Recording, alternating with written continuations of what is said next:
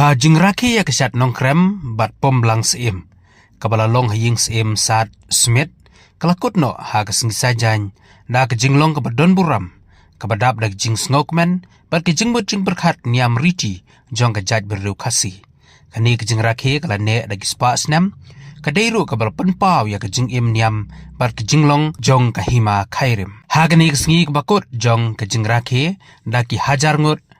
Kipat ba na keleng saudong jo kejela kela tuj chasmit ban saki ya kene kariti ka bakraw kasngi ka balasdang da kijing le niam haying sem san ki bala penya da kilengdo long kenyi bat kirang ba kur lapen kenya ya kisnyang ki masi bat kisiar kum kadak ban penpaw kijing ais ngau bha sha oblei bat kimen barim nong thau chnong nong thauri ban kerpat na ka benta ka syongsuk ka jingroy bat ka jingkerku na ka benta ka himahi bero kawai upa im balajit sing sim ulapan pawe ka jing snowman halor ka jinglong janai jong kani ka jing rakhe batul ong ba ka shat nongkrem ka long kadak ba ka riti dustur khasi kadang im bat kadang yai ne hagane ka sngi la sakhi ya ka jingwan don bentalang jong ki bor sarkar bat ki pajba ke ba kentup yo sembut menteri rang ba ka jela ba presiden tensong wemali ka nongkrem uba Arden Miller Besayumot,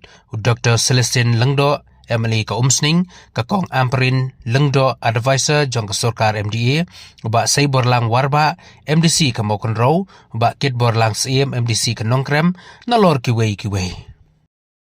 Jadi kam tungi, ya ka kam basis sistem, ka tam kaput berkesep kemen terkait kaleniam, dari ya ka jengkiu jong ka kam, akaba ikon hajar ikon kari ya simbentama yang tidak kam tungi ya ni kentai bercendrang samla kentai bercendrang lewan kle pendat kematan berkebleng long ka bailat ba kemarin bailat ba tidak dari timan begini prokot tenang pensong susu ya ikon samla di ba terjadi si ginong permisi ginong yalam lagi yang hasem aga society na kementan kemauan bisa pene kira kajong kenongrim ya dong sunrise na kementan kelawai kajong suruh jadi kita kedindang di start itu yo kajuk bangta dengan kam ru mensurong kira kajong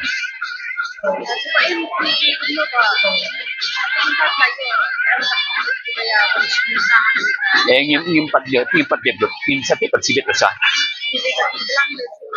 dibilang kan sibet pat sate